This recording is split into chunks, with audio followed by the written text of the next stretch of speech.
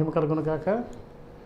మరలా మీ వద్దకు వచ్చే అవకాశము, ఈ ప్రార్థన ఛానల్ ద్వారా మీతో కలిసి వాక్యాన్ని పంచుకునే అవకాశము, సర్వశక్తుడైన దేవుని యొక్క విషయాలను మనం అందరం జ్ఞాపకం చేసుకునే విషయంలో మరి ఇటువంటి గొప్ప అవకాశాన్ని కల్పించిన దేవదేవునికి, అట్లాగే వాక్యం వినడానికి మీరు ఇష్టపడుతున్న మీ అందరిని బట్టి కూడా నా హృదయపూర్వక వందనాలు తెలియజేస్తున్నాను. ఈ లోకంలో మనము దేవునికి ఇష్టలుగా ఉన్నట్లయితే దేవుడు మనకి ఇష్టలుగా ఉంటాడని మనకు తెలుసండి. కనుక మనం అనేక విషయాలు దేవుడి దగ్గర నుంచి నేర్చుకుంటూ, అనేక విషయాలు దేవుడి దగ్గర నుంచి గ్రహించుకుంటూ మన జీవన గమనాన్ని మనము సాగిస్తున్నాం. వీటన్నిటికంటే ముఖ్యమైనది ఆత్మ సంబంధమైన స్థితిని మెరుగుపరచుకోవాలనే ఉద్దేశంతోనే మనము దేహ సంబంధమైన జీవితంలోంచి ఆత్మ సంబంధమైన జీవితంలోకి ప్రయాణాలు మనం చేస్తున్నాం.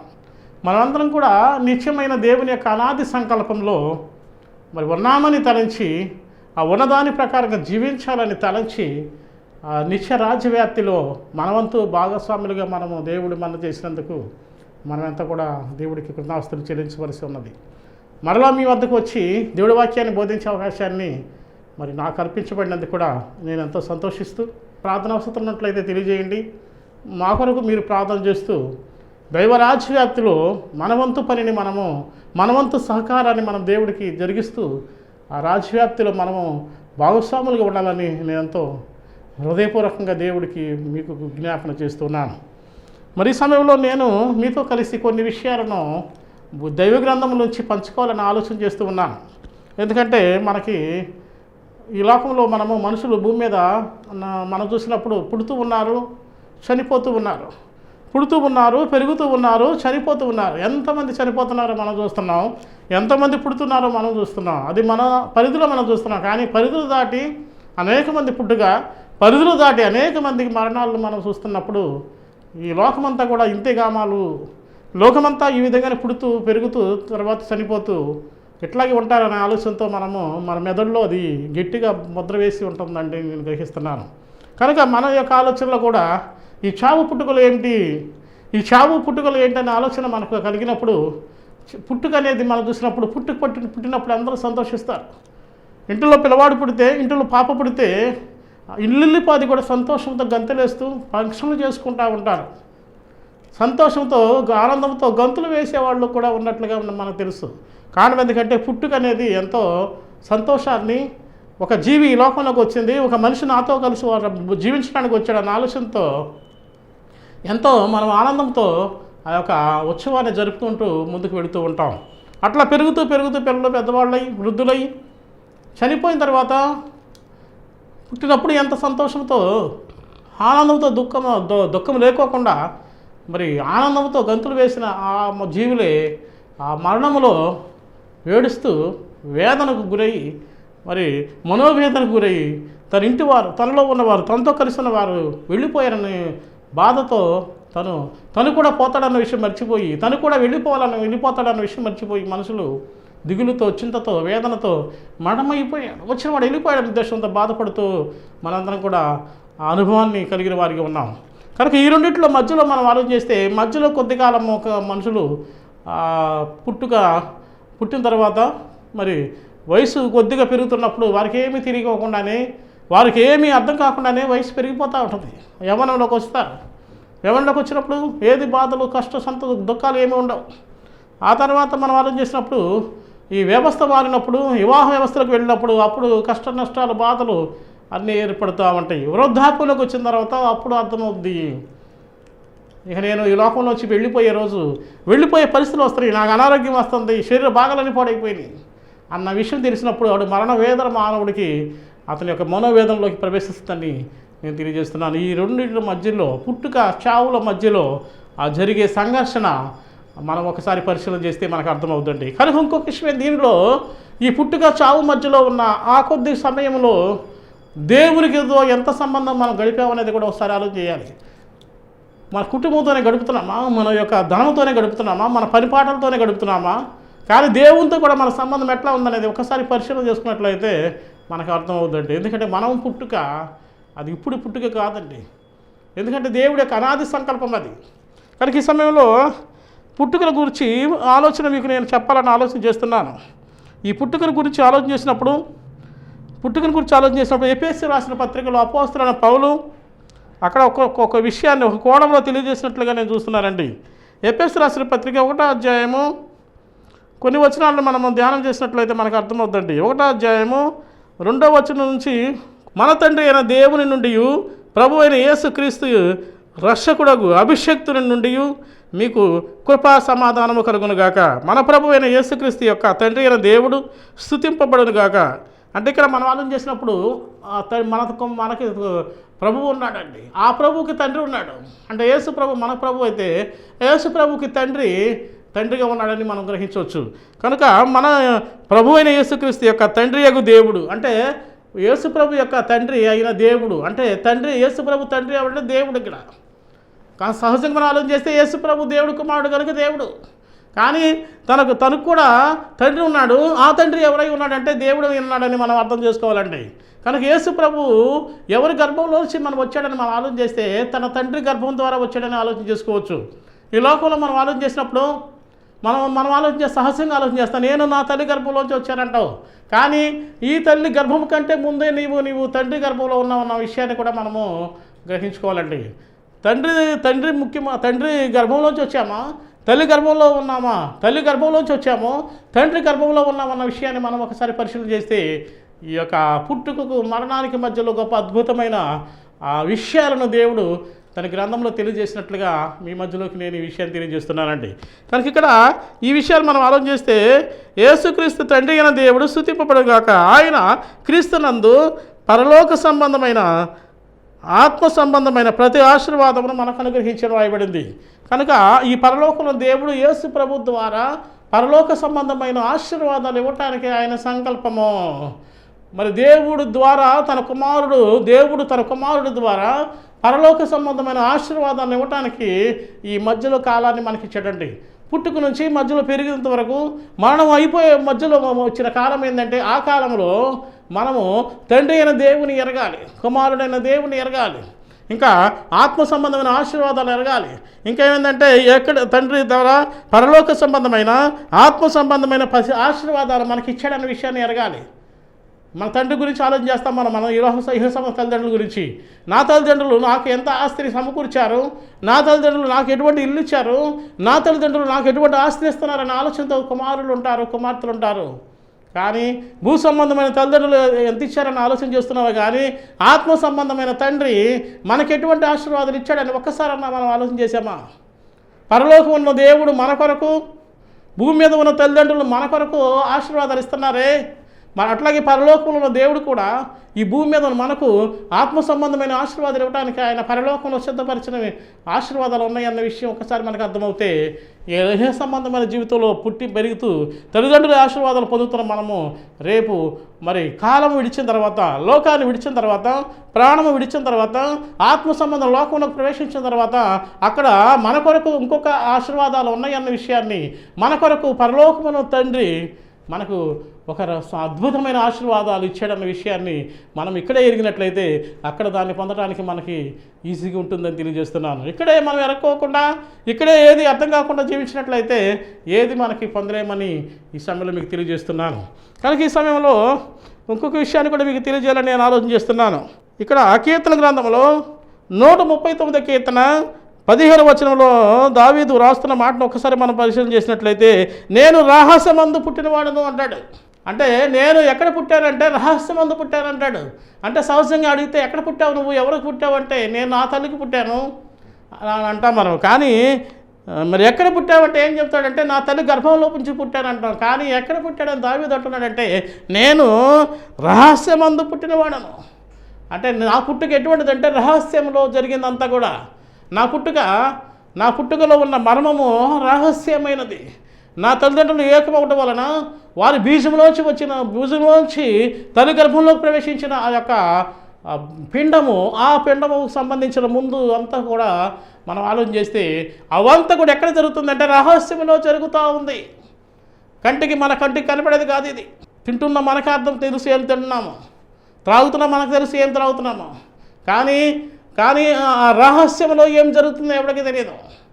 ఆ పుట్టుక స్థానంలో, మర్మస్థానంలో మహత్తరమైన స్థానంలో మోక్షానికి తీసుకెళ్ళగలిగిన ఇహ సంబంధంలోంచి జీవితంలోంచి పరలోక సంబంధమైన లోకంలోకి తీసుకెళ్ళగలిగిన మహత్తరమైన స్థానము మర్మస్థానము. దానికి ఇంకొక పేరంటే రహస్య స్థానము. నిజంగా రహస్యమందు చూసి నీ తండ్రి అంటాడు. దేవుడు రహస్యమందు చూస్తాడు.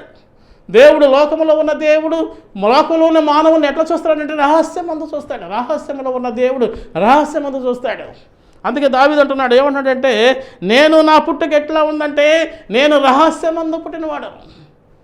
నిజంగా చాలామంది అనుకుంటారు, నేను నా తల్లి గర్భంలోంచి వచ్చాను, నా తల్లి నన్ను కంది, నా తల్లి నన్ను పుట్టించింది అనుకుంటాం. కానీ ఒక విషయం వాళ్ళు ఏం చేసి రహస్యమందు పుట్టాం మనం. రహస్యంలో నిజంగా రహస్య పుట్టేంత వరకు కూడా తల్లి గర్భం ఇన్ని నెలలని తెలిసేంత వరకు కూడా ఎవరికి తెలియదు. రహస్యం అదే మహత్తరమైన అద్భుతమైన రహస్యము, మర్మ స్థానంలో ఉన్న రహస్యం అది.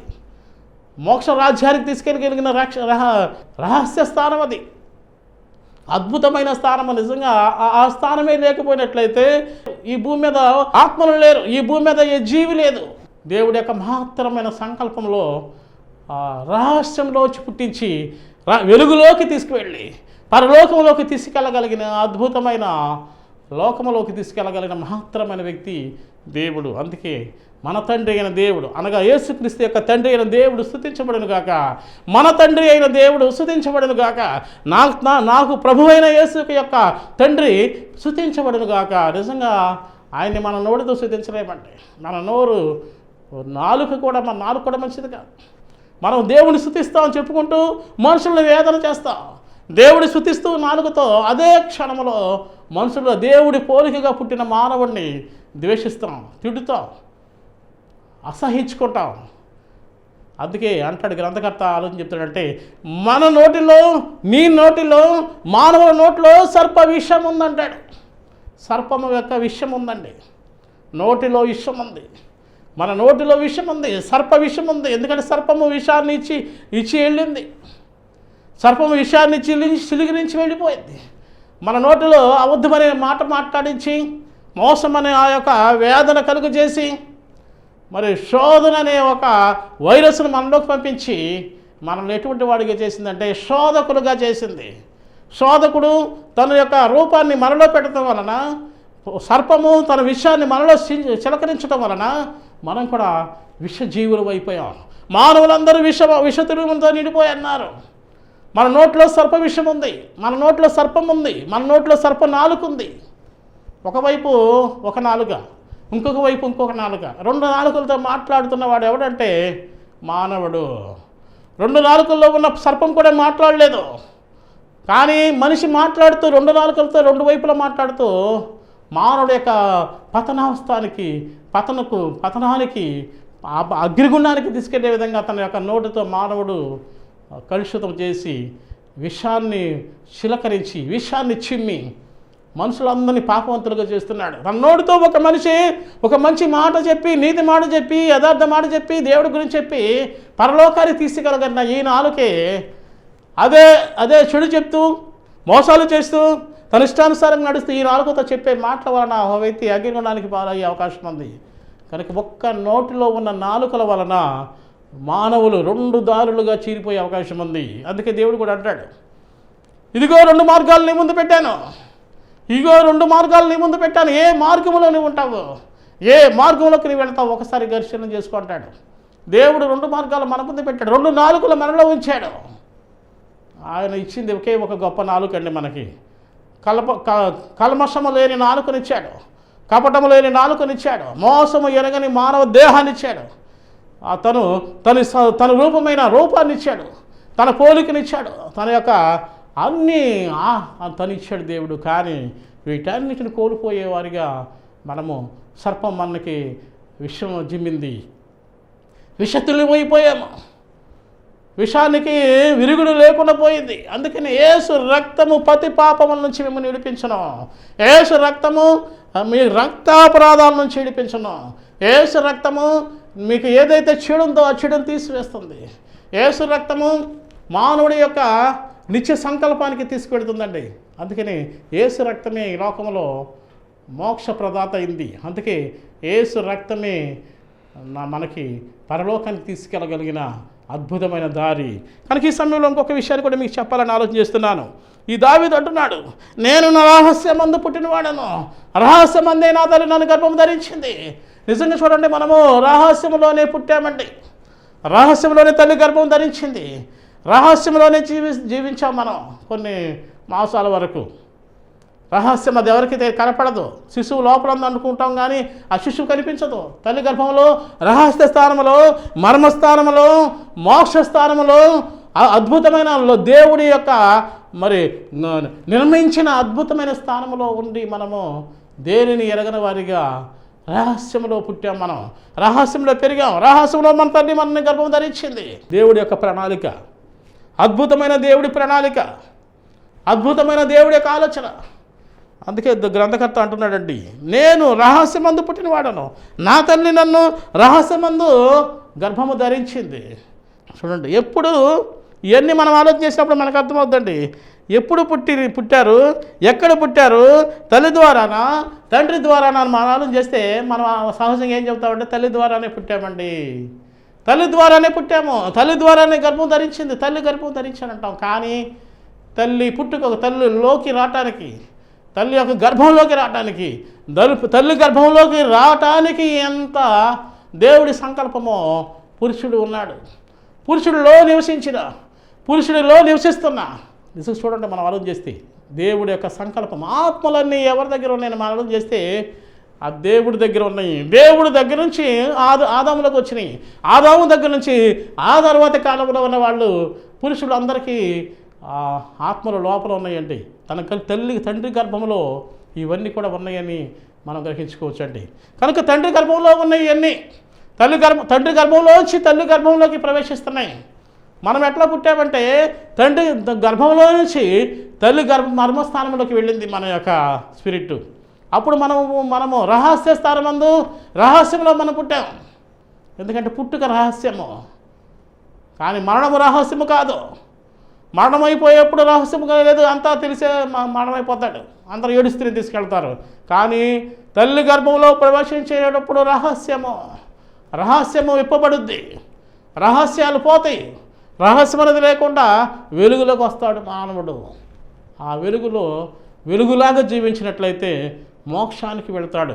కానీ చీకటిలో పుట్టినవాడు, రహస్యమందు పుట్టినవాడు, రహస్యములో పుట్టుకున్నవాడు అట్లాగే ఉన్నట్లయితే ఆ రహస్యములో నిండిపోతాడు తప్ప వెలుగులోకి రాడు. అందుకే దేవుడి అనాది సంకల్పము ఎక్కడ పుట్టుక గురించి గొప్ప అద్భుతమైన విషయాన్ని చెప్తుందండి. ఇక్కడ హెబ్రీయులకు రాసిన పత్రికలో 7వ అధ్యాయం 9వ వచనంలో ఒక విషయం చూసినట్లయితే, లేవి తన పితరుల అబ్రహాము గర్భములో ఉండెను. ఈ లేవి అంట తన పితరుడైన అబ్రహాము గర్భంలో ఉండెను. చూడండి, మనం ఆలోచన చేస్తే లేవి ఎక్కడ ఉన్నాడంటే మనం ఆలోచన చేస్తాం. కానీ ఎక్కడున్నాడంటే తన పితరుడైన అబ్రహాము గర్భములో ఉండెను. అబ్రహాం గర్భం ఉందండి. చాలామంది గర్భం ఎవరికి ఉందంటే స్త్రీలకే ఉంది గర్భం అంటాం మనం. స్త్రీలకే గర్భం ఉందనుకుంటాం, కానీ గర్భము ఎవరికి ఉందంటే పురుషుడికి కూడా గర్భం ఉంది. పురుషుడికి కూడా గర్భం ఉందని ఇక్కడ గ్రంథం చెప్తుంది. పురుషుడికి గర్భంలో నేనున్నాను, నా యొక్క పితరులకు అబ్రహాము యొక్క గర్భంలో నేను ఉన్నాను అంటాడు లేవి. అంటే లేవి మాట్లాడతారండి. ఎందుకంటే మనకి తెలియదు. ఎందుకంటే ఇదంతా రహస్యం, ఇదంతా మర్మము, ఇదంతా దేవుడి యొక్క సంకల్పము.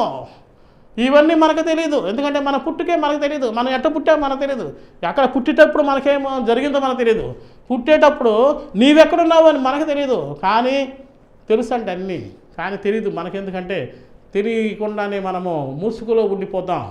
తల్లి గర్భంలో ఉన్నప్పుడు తెలుసు అన్నీ, కానీ ఎప్పుడైతే తల్లి గర్భంలోంచి ఈ లోకంకి వచ్చామో ఈ లోకమనే ముసుగు, ఈ లోకమనే పాపము, ఈ లోకమనే శాపము మానవుడి మీద, ఆ యొక్క జీవి మీద ప్రవేశించి జీవిని ముసిగివేసి అతను ఎక్కడి నుంచి వచ్చాడో, ఎవరి ద్వారా వచ్చాడో అన్నీ మర్చిపోయేట్టు చేయటమే సంబంధమైన ముసుగు యొక్క, సంబంధమైన లోకం యొక్క ఇహలోక దేవత ముసుగు వేయబడుతుంది. అప్పుడు ముసుగులో ఉండి మానవుడు ఏమి గ్రహించలేక అట్లాగే ఉన్నట్లయితే అతడు మసిపారిపోతాడు.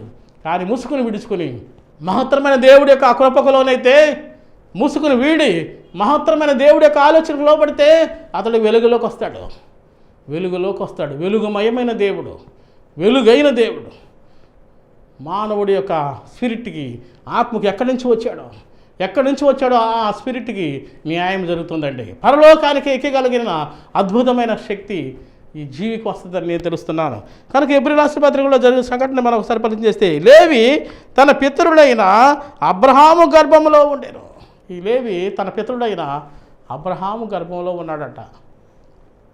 ఈ విషయాన్ని మనం ఎట్లా ఆలోచన చేస్తామండి? ఆ లేవి చెబుతున్నాడా, అబ్రహాం చెబుతున్నాడా, ఎవరు చెబుతున్నాడని ఆలోచన చేస్తే వాక్యం చెబుతుంది. వాక్యం అనగా దేవుడే చెబుతున్నాడు. లేవి తన పితరుడైన అబ్రహాము గర్భములో ఉండెను. మెల్కీసెదెకు తన పితరుడైన కలిసినప్పుడు లేవి తన పితరుని గర్భంలో ఉన్నాడు.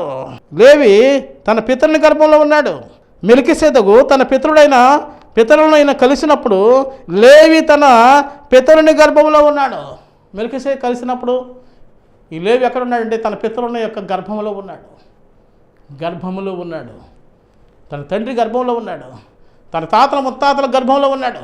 తనకి ముందు ఎంతమంది అయితే ఎన్ని తరాలు ఉన్నాయో అందరి తరాలలో ఈ లేవి గర్భంలో ఉన్నాడు.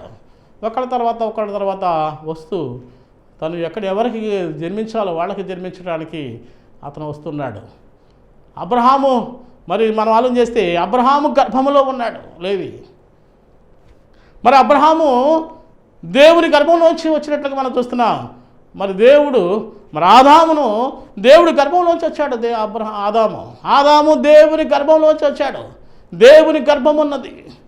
ఆదాము దేవుడి గర్భంలోంచి వచ్చాడు. ఆదాము గర్భంలోంచి ఇప్పటి వరకు మానవులందరూ కూడా గర్భంలోంచి వస్తున్నారు. ఈ గర్భంలోంచి వస్తున్న ఈ వ్యక్తి ఎవరి గర్భంలోకి వెళుతున్నాడంటే తల్లి గర్భంలోకి వెళుతున్నాడు.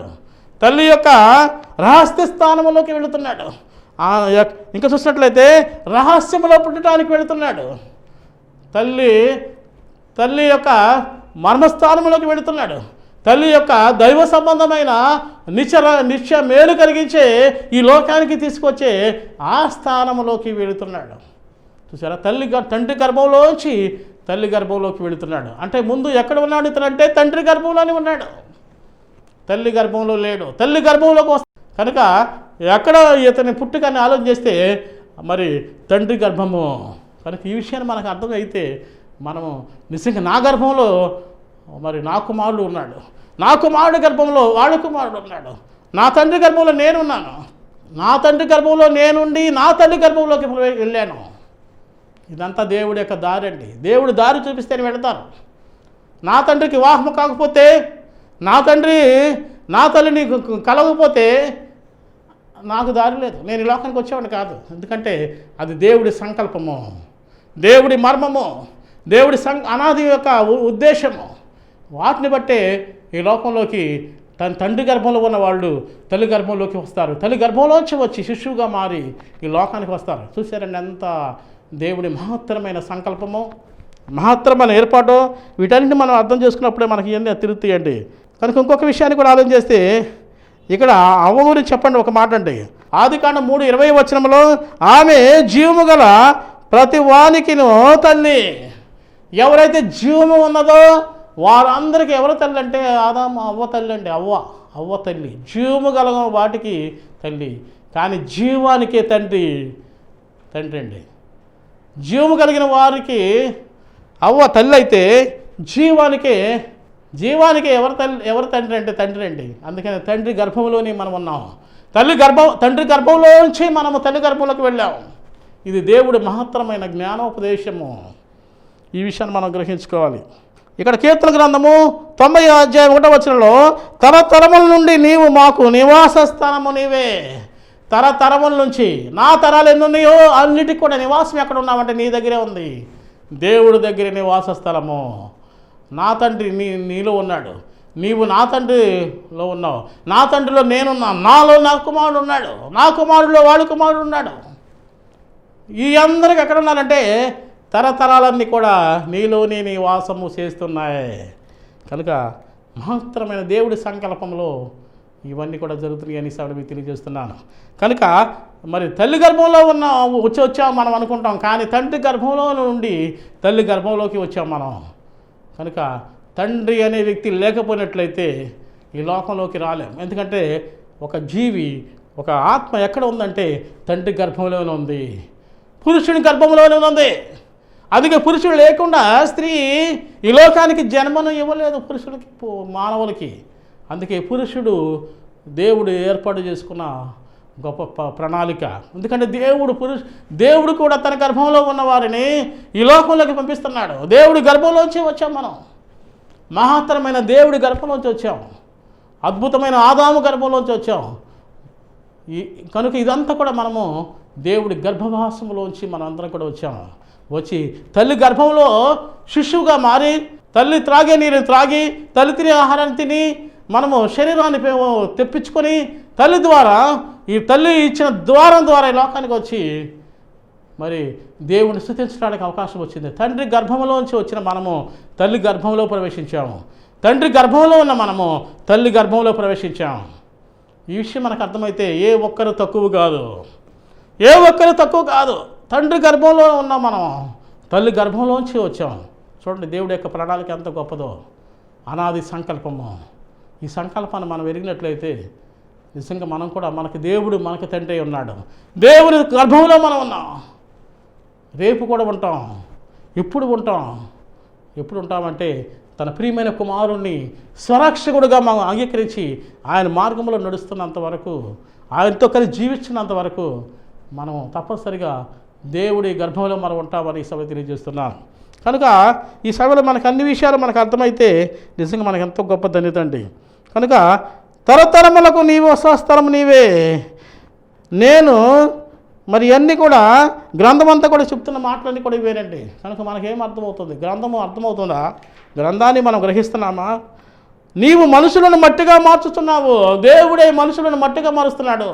ఆత్మలను మరి లోకానికి తెప్పించి ఆత్మలను ఇచ్చిన దేహాన్ని మట్టిగా మార్చేస్తున్నాడు. ఆత్మకు మట్టితో ఇల్లు కట్టిస్తున్నాడు. ఆత్మకు మట్టితో దేహాన్ని అమరుస్తున్నాడు. ఆ మట్టిని మరలా తీసుకెళ్ళి భూమిలోకి నింపేస్తున్నాడు. ఇదంతా దేవుడి యొక్క ప్రణాళిక. దేవుడి ప్రణాళికను ఎరికినట్లయితే మనం కూడా దేవుడికి ఇష్టంగా ఉంటామని ఈ సభలో మీకు తెలియజేస్తున్నాను. ఆయన మనకు దూరముగా ఉండేవాడు కాడు, దేవుడు మనలో ఉన్నాడు. ఈ వాక్యాన్ని ఎక్కడ చూస్తామంటే మనము అపోస్తల కార్యం 17:27 ఆయన మనకు దూరముగా ఉండేవాడు కాడు, దేవుడు మనలో ఉన్నాడు. దేవుడే మనలో ఉన్నాడు అంటే అప్పుడు మన యొక్క గర్భంలో దేవుడు ఉన్నాడు. దేవుడి గర్భంలో మనం ఉంటే దేవుడే మన గర్భంలో ఉన్నాడు. అద్భుతమైన దేవుడి ప్రణాళిక. దేవుడే మన గర్భంలో ఉండటం అది మామూలు విషయం అండి. మనం ఇంకో విషయం చూసినట్టే దేవుడి గర్భంలోంచి ఆదాము వచ్చాడు. ఆదాము గర్భంలోంచి అనేకులు ఈ లోకానికి వచ్చారు. కానీ యేసు ప్రభు మరి ఈ లోకం రావడానికి తండ్రి గర్భంలో రాలేదండి. ఆయన తండ్రి గర్భంలో లేడు. ఎందుకంటే అక్కడే ఆయన యొక్క అద్భుతమైన శక్తిని తెలియబడింది. మానవుడి గర్భములో, మానవుడి యొక్క రూపంలో, మానవుడి యొక్క నైజము కలిగిన వాడు కాదు. అందుకనే గర్భం మారిపోయింది. తండ్రి లేకుండా తండ్రి గర్భంలోకి ఆయన ప్రవేశించకుండానే ఆయన దేవుడి గర్భంలోంచి డైరెక్ట్గా తల్లి గర్భంలోకి ప్రవేశించాడు. తల్లి గర్భం అనగా దేవుడు నిర్మించిన గర్భంలోకి ప్రవేశించాడు. తల్లి మర్మస్థానమైన గర్భస్థానాన్ని దేవుడు తయారు చేసి అద్భుతమైన శక్తులను ఈ లోకానికి తీసుకొచ్చాడు. అందుకే యేసుని నమ్మినట్లయితే మోక్షము, యేసు ప్రభు నమ్మినట్లయితే జీవమని ఈ సభలో అందరూ తెలియజేస్తున్నాను. కనుక మరి యెహోవా భక్తుల మరణము ఆయన దృష్టికి విలువ కలిగింది. పుట్టుక ఎంత గొప్పదో దేవుని దృష్టిలో మరణం కూడా అంతే గొప్పదని ఈ సభలో మీకు తెలియజేస్తున్నాను. కనుక మనము దేని మీద ఆధారపడుతున్నాము, దేని మీద మన మనసు కలిగి ఉన్నాము, పుట్టు గురించి తెలియాలి, మరణం గురించి తెలియాలి, మధ్యలో జరిగిన సంఘటనలన్నీ మనకు తెలియాలి. వీటన్నిటిని బట్టి మనము ఎక్కడికి వెళ్తామో మనకు అర్థమవుతుంది. మోక్షానికి వెళ్తామా లేకపోతే నిత్య నరకానికి వెళ్తామా అనేది ఒక్కసారి పరిశీలన చేసుకొని మనము దేవుడి దగ్గర నుంచి వచ్చాము. దేవుడు మనలో ఉన్నాడు, దేవుడితో మనం ఉన్నాం, మనలో దేవుడు ఉన్నాడు. ఇవన్నీ మనం అర్థం చేసుకొని నిత్య రక్షణ కారకుడైన ఆ యేసుని విడిచిపెట్టక ప్రేమించాలని నడవాలని మీ అందరూ తెలియజేస్తూ ఈ మాటలు ముగిస్తూ చిన్న ప్రార్థన చేసుకుందాం.